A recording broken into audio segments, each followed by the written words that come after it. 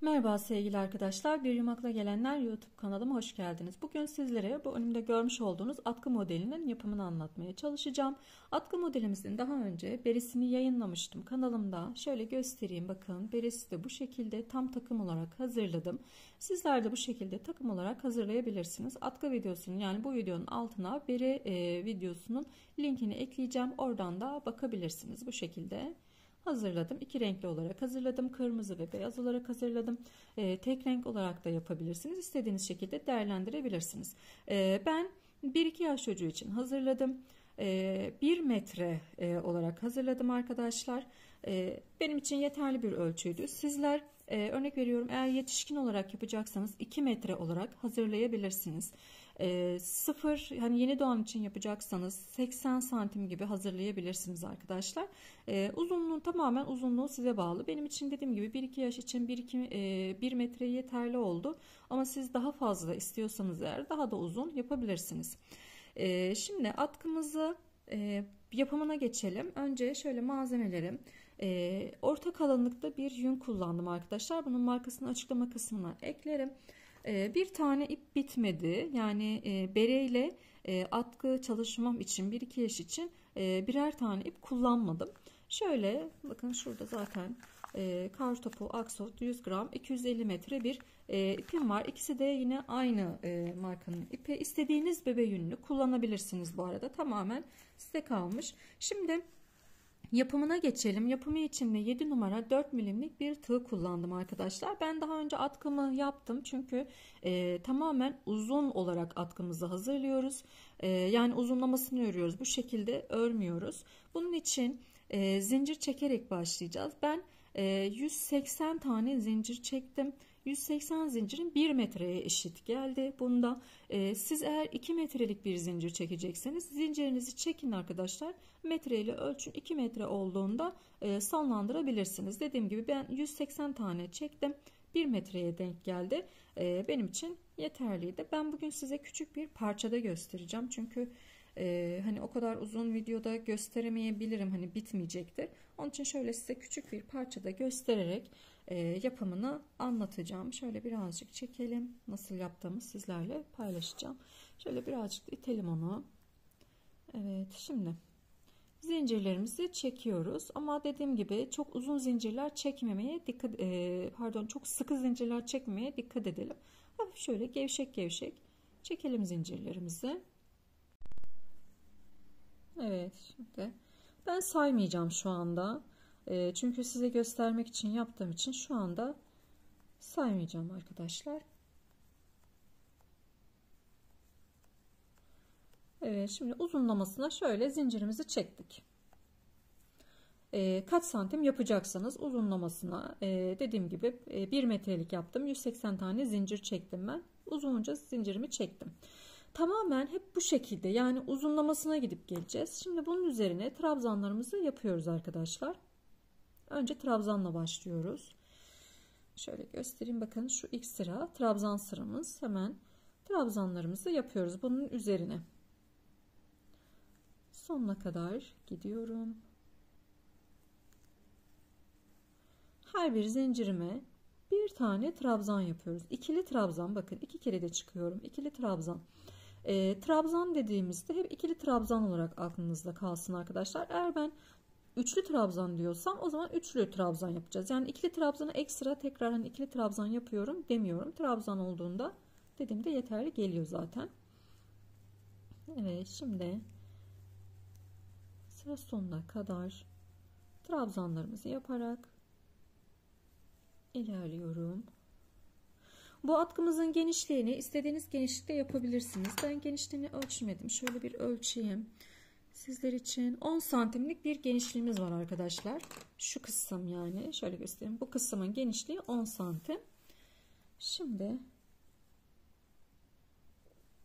dediğim gibi daha da uzun yapabilirsiniz. 3 sıra şöyle 1 2 3 sıra kırmızıdan yaptım trabzan sırası. 3 sırada beyazla yaptım trabzan sırası. Siz daha 4'e 4 yapabilirsiniz. Evet, şimdi püsküllerini de nasıl yaptım yine paylaşacağım bittikten sonra. Şöyle yapalım önce. sıra sonuna kadar gelelim. Şimdi sıra sonuna kadar geldim. Burada bir tane zincir çekiyorum ve ipimi kesiyorum arkadaşlar. Her sıra sonuna geldiğinizde ipinizi bir tane zincir çekerek keseceksiniz. Buradaki trabzan sayısını unutmayın. Üst sıralarda sürekli sayarak ilerlerseniz eksilme, artırma olmamış olur. Daha iyi gider modeliniz. Şimdi geliyorum. Hemen tekrar başa geliyorum. Her sırada bu işlemi yapacağız arkadaşlar. Her sıra sonunda sıra sonuna kadar gidiyoruz. Bir tane zincir çekiyoruz ve ipimizi kesiyoruz. Örneğimizin hep düz şeklinde devam etmesinin sebebi bu. Sürekli ip kesimi yaptığımız için o birazcık bizi zorlayacak. Şimdi tekrar ipimi şurada ilk başta takıyorum. Bakın ipimi takıyorum. Şöyle bir zincir çektim. Hemen aynı yere tekrar takıp bu ipimi buraya iyice sabitleyeceğim. Sökülmesini engellemiş olacağım. Evet. Bu sırada sık iğne gideceğiz. Şimdi bunu bir sık iğne olarak sayıyorum. 1. Yanındakine sık iğne yapıyorum. Bakın ilk sırayı trabzan yapmıştık. İkinci sıra sık iğne sıramız ve kalpleri koyacağımız sıra. Bu büyükte nasıl yaptıysam bu küçükte de aynı şekilde gösteriyorum. Aynı şekilde yapın arkadaşlar. 2 tane sık iğnemi yaptım. 3. sık iğnem ve 4 tane sık iğne yapıyorum. Daha sonrasında yanındakine batıyorum. Beyaz ipimi getiriyorum. Beyaz ipimi aldım. Şöyle şu alt kısmını birazcık uzunca bırakıyorum. Beyaz ipimi alıyorum. Bakın. Yanındakine tekrar gösteriyorum. 4 tane sık iğnemi yaptım. Yanındakine batıyorum. Buradan beyaz ipimi tığıma taktım. Onu hemen ilmeğimin içerisinden geçirdim. Tığımda bir tane beyaz, bir tane de kırmızı ipim var. İkisini tek seferde kırmızıyla çekiyorum. Şimdi 4 tane daha yine aynı şekilde 4 tane sık iğne yapacağım. 1. Arkada da bu beyaz ipimizi yürütüyoruz arkadaşlar. 1 2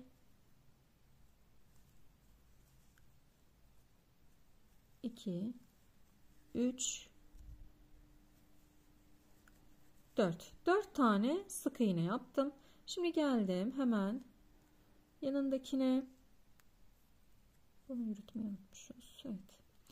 Şimdi beyaz ipimi yine alıyorum. İçinden çıkarıyorum. Tığımda bir tane beyaz, bir tane kırmızı ipim var. Parmağıma dolamış olduğum kırmızı ipime tığımı sarıyorum ve içinden çıkarıyorum.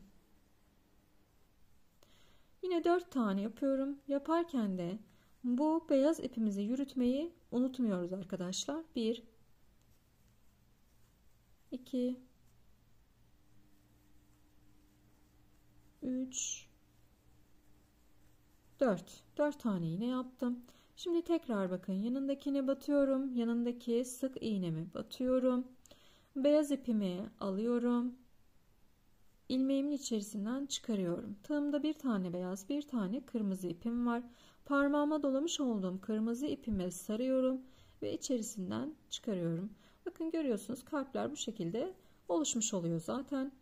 Yine 4 tane sık iğnemi yapıyorum. 1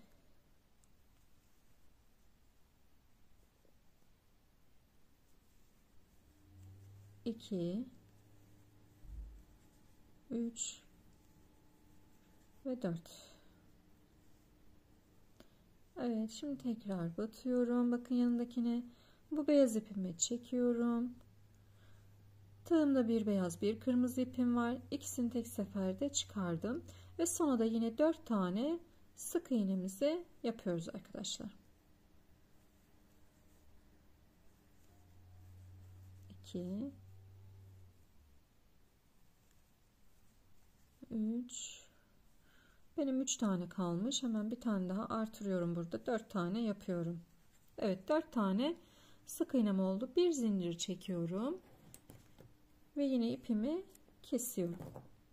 Uzunca kesin. Sonrasında bunları hep iğne ile birlikte iç kısımdan yürüteceğiz. Beyaz ipimi de yine kesiyorum.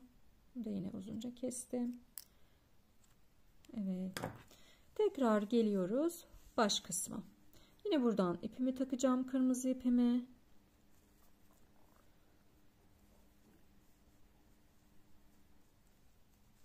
Evet, şimdi bir tane trabzan yapıyorum buraya. Burada bir tane trabzanım olmuş olacak. Bir.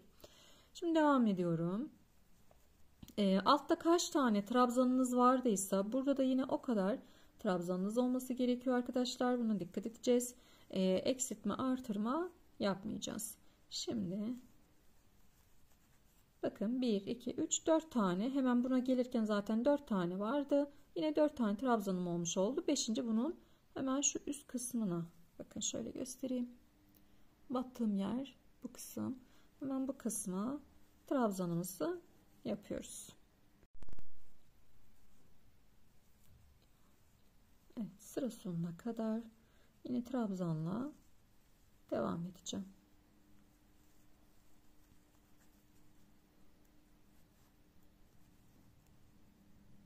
Gördüğünüz gibi oldukça basit, kolay bir model ve şık bir model arkadaşlar.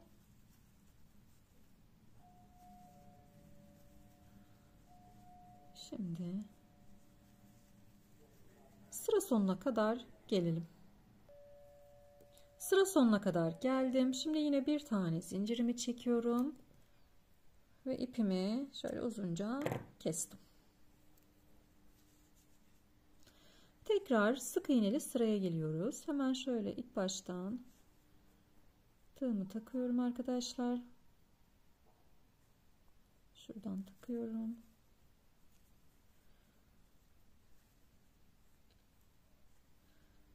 Evet, bir zincir çektim. Hemen dibine sık iğnemizi yapıyoruz. Bu sıra sık iğne ile başlıyordu.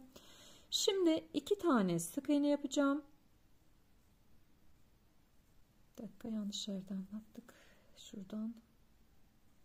En sondan batmamız gerekiyordu. Yanlış yerden aldım. Evet. Şimdi hemen şöyle dibine bir tane sık iğne yapıyorum. Yanına da bir tane daha sık iğne yapıyorum. 2 tane sık iğne yapmış oldum. Şimdi kalp kısmını koyacağız arkadaşlar. Hemen yine beyaz ipimizi alıyoruz. Şöyle beyaz ipimi aldım. Dursun. Şimdi yanındakine batıyorum. Bakın, yanındaki ilmeğime batıyorum. Beyaz ipimi arkadan alıyorum ve çekiyorum. Tığımda bir tane beyaz, bir tane kırmızı ipim var. İkisini çektim. Şimdi 4 tane sık iğne yapacağım. Bu üst sırada bu kalplerimiz tamamen ortalamış olacağız. Ortalayıp ortalamadığımı nasıl anlayacağım arkadaşlar? Yani bunun bir tekniği var. Şöyle bakın, 1, 2 tane sık iğne yapıyorum. 3. sık iğnem tamamen bu kalbin üstüne denk gelmiş olacak. Eğer 3. sık iğnem bu kalbin üstüne denk gelmiyorsa mutlaka bir yerde bir hata yapmışsınızdır, eksiltme yapmışsınızdır. Şu başlangıç noktasını yanlış yerden başlamışsınızdır. Buna dikkat ediyoruz. Bakın, kalpten sonra 3. sık iğnem bu sık iğnemin hemen üst noktasına gelmiş olacak. Bu şekilde baktığınız zaman yanlış yapma ihtimaliniz olmaz arkadaşlar. Şimdi yine beyaz ipimi yürüterek tabii ki devam ediyorum. 3 tane yaptım. 4.'yü yapıyorum. Sadece başlarken 2 tane yaptım ki şu araya denk gelmiş olsun diye. Yani bir sırada 4 tane yapıyoruz. Sonra kalbimizi koyuyoruz. Bir sırada da 2 tane yapıyoruz. Kalbimizi koyuyoruz. Şimdi 4 tane yine yaptım. 5.'yi kalp yapıyorum. Hemen ipimi alıyorum. Bakın, bu şekilde ikisini bir çıkarıyorum. Yine 4 tane yapıyorum. Şimdi bakıyorum tekrar. 1, 2, evet, yine 3. kalbin hemen üst noktasına denk gelmiş olacak. Hatalı değilim. Evet, şimdi devam ediyorum. Ve 4. Örneğimizi yine yapıyorum. Ve 4 tane sık iğne ile devam ediyoruz. 3. Bakın, yine 3 bunun hemen üst noktasına denk geldi. Bunu bu şekilde yaparak yanlış yapma riskinizi ortadan kaldırmış olursunuz arkadaşlar.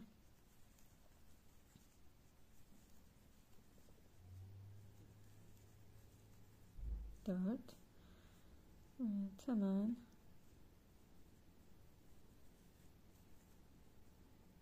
bakın şimdi şurada hemen bir şey göstereyim size. Bakın sonda benim bir tane kaldı. Demek ki ben altta herhalde bir tane eksiltme yapmış olmam lazım.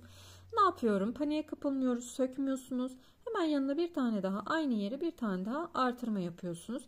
Hiçbir şekilde burası genişlemeyecektir arkadaşlar. Çünkü bu olabiliyor. Altta hani kesim yapmış olduğumuz için batacağımız yeri şaşırmış olabiliriz.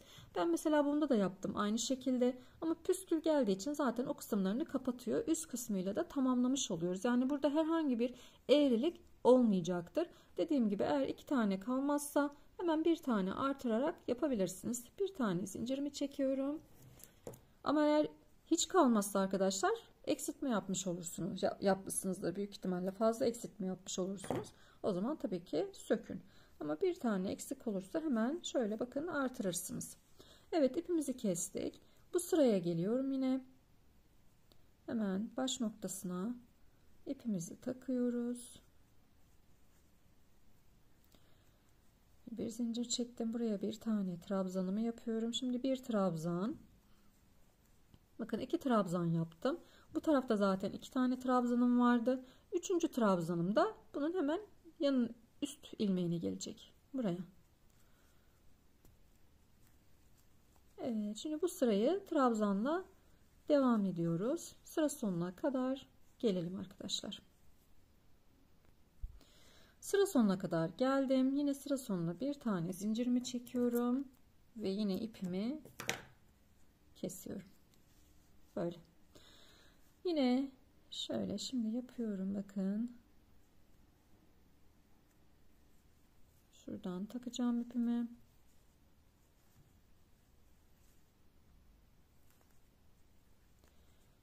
Bir zincir. Sık iğnemi yaptım. Şimdi bakın buraya iki tane sık iğne yaptım. Üçüncü sık iğnem bunun hemen üst noktasına denk gelecek. 3 ve dördüncü sık iğnemi yapıyorum. Şimdi buraya örneğimi koyacağım. Örneğimi koyduğumda yine hesaplama yapıyorum. Bakın örneğimi koyuyorum, sayıyorum tekrar. 1, 2, 3. iğne bunun üstüne denk gelmiş olacak. Yani doğru sıralama.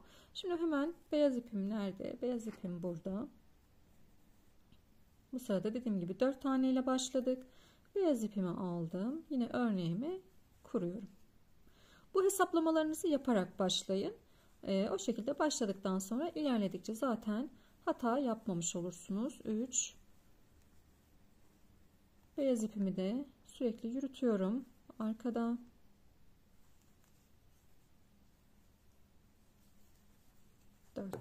Şu ipimi biraz uzatayım. Evet. Şimdi yine beyaz ipimi alıyorum. Buradan. Ve devam ediyorum. Sıra sonuna kadar gelelim. Şimdi üst beyaz kısma geçeceğiz. Evet, şimdi sonda 4 tane sık iğnem olacak arkadaşlar. 1, 2, 3 ve 4. Yine bir tane zincir çekiyorum ve ipimi koparıyorum. Tabii ki beyaz ipimizi de koparıyoruz. Evet. Şimdi bu sırada beyaz sıraya geçeceğiz. Beyaz ipimi takıyorum buraya. Trabzan sırasındayız ve beyaz sırasındayız. Tek renk olarak da devam edebilirsiniz dediğim gibi. Nasıl isterseniz ben böyle iki renkli olarak hazırladım. Şimdi bu sırayı trabzan beyazla gidiyorum.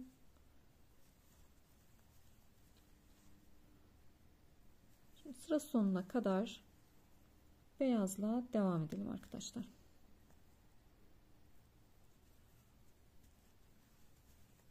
Trabzan sırasını beyazla gidiyorum. Sıra sonuna kadar gelelim. İlmek sayısına dikkat edelim. Evet, geliyoruz başa. Yine takıyorum. Şöyle bir tane sık iğnemi yapıyorum. Tabii yine bir hesaplama yapıyorum. Evet. Şimdi ikinci sık iğnemi yapıyorum. Altta 4 taneden sonra yapmıştık. Şimdi burada 2 tane sık iğne yapıyoruz. Şimdi üçüncü sık iğneme batıyorum. Bu sefer de kırmızı ipimizi alıyoruz arkadaşlar. Şöyle yine dolayayım. Kırmızı ipim de burada. Kırmızı ipimi alıyorum. Bakın bu şekilde çıkarıyorum. Yine hesaplıyorum. Bakın 1, 2 ve 3. Yine şuradaki kalbimizin hemen üst noktasına denk gelmiş olacak. Evet arkadaşlar, bu sırada yine aynı şekilde devam edeceğiz. 4 tane sık iğneden sonra kalbimizi koyacağız. Sanırım anlaşıldı diye düşünüyorum. Şimdi isterseniz püskülleriyle devam edelim. Daha uzatmaya gerek yok bence. Şu püskülleri nasıl yaptığımı sizlerle paylaşayım. Evet, ben bu sırayı tamamladım. Şimdi şöyle atkıda da göstereyim arkadaşlar. En son kalpli sık iğne yaptık. Burada devam ediyorum. Bakın trabzanlı sıralarla 2 kalpli sıramız var burada. En son ikinci kalpli sıradan sonra trabzan ve sık iğne ile bitirdim. Bu sık iğne sırasında kalplerimizi koymadık. Devam etmeyeceğim için bitişini sık iğne ile yaptım. Eğer siz devam edecekseniz tabii ki koyun arkadaşlar. Ama dediğim gibi en son kalp koymadan sık iğne ile bitirmiş oldum. Şimdi şu püskülleri nasıl yaptığımı sizlerle paylaşacağım. Öncelikle şu iplerinizi buradan iğne ile şu arka kısımda iyice gizlemeniz gerekiyor. Yani bu arka kısımda hiç ip bırakmamanız gerekiyor. Temizlemeniz gerekiyor işinizi. Şimdi şöyle ipimi alıyorum. Bakın şöyle 2 kat olacak şekilde. İstediğim uzunluk, benim bakayım püsküllerimin uzunluğu kaç santim, onu da bir ölçeyim size. Şuradan itibaren ölçelim püskül kısmımızı. Evet, 9,5-10 santim diyelim. 10 santimlik bir ölçümüz var. Şimdi şöyle göz kararı yaptım açıkçası ben. 2 kat olarak bakın bu şekilde katlı olarak yapıyorum. Hemen şu eşit 2'ye katladığımda hemen eşit olarak kesiyorum. Makasım biraz zor kesiyor. Şöyle yapalım. Evet. Şimdi tekrar bakın aynı şekilde yine 2 katlı olarak bunun eşitliğinde yine aynı şekilde eşit olacak. Eşitliğinde ikinciyi de yapıyorum. Birazcık olabilir. Hani uzun gelebilir, bir şey olabilir. Diğerleriyle eşitleyemeyebilirsiniz. En son taktıktan sonra düzleyebilirsiniz arkadaşlar. Ben öyle yaptım. Bu ikinci. 3 tane yapacağım her bir püskülüm için. Şöyle.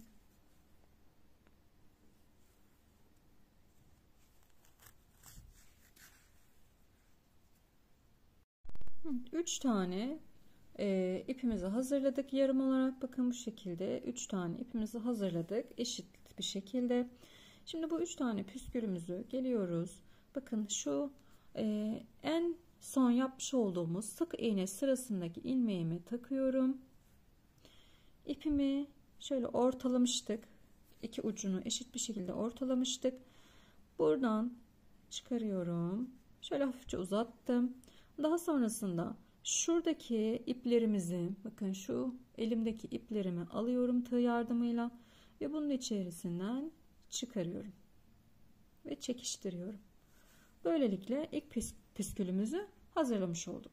Şimdi ikinci püsküllerimizi de yine aynı şekilde hazırlıyoruz arkadaşlar. Şöyle göstereyim tekrar. Bakın. Şimdi şöyle bırakıyorum. 2 kat. Bunu sondan kesiyorum. Şuradan kesiyorum. Daha sonrasında aynı hizada bir tane daha hazırlıyorum. Şöyle ikiye tabii ki katlıyoruz. 2'ye katlıyorum. Bunu da buradan kesiyorum. Hafif yamukluklar olabilir, eğrilikler, uzunluk, kısalıklar olabilir. En sonunda bunları düzleyeceğiz arkadaşlar. Şimdi üçüncüyü yapacağım. Burada isterseniz beyazdan da püskül hazırlayabilirsiniz. Tamamen size bağlı. Ben tek renk olarak hazırladım püsküllerimi.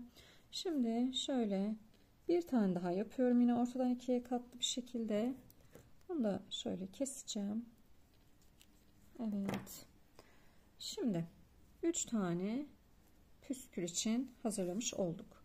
Şimdi bunu bakın ilkini bu sık iğne sırasından hazırlamıştık. İkinciyi de trabzan sırasından takacağım. Buradan takacağım. Yine bakın üstten parmağımdan alıyorum. İçinden çıkarıyorum. Çok hafif uzattım. Yine tığ yardımıyla bakın iki tarafını da alıyorum ve içinden geçiriyorum ve bu şekilde. Bir tane daha hazırladım. Yine şöyle parmağıma eşit bir şekilde taktım. Buraya geliyorum. Buradaki sık iğne sıramıza takıyorum. Şuraya. Sonrasında bakın yine aynı şekilde içinden geçirdim.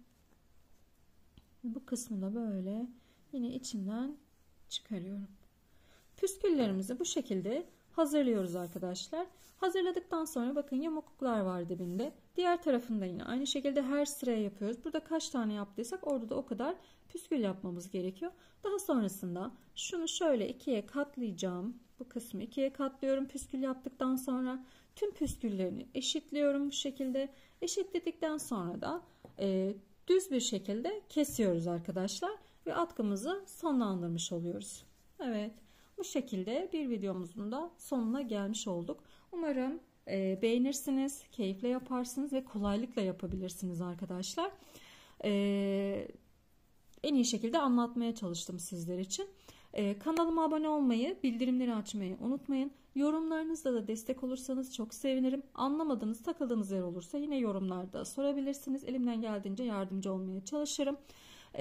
Hepinize teşekkür ediyorum ve sağlıklı günler dilerim.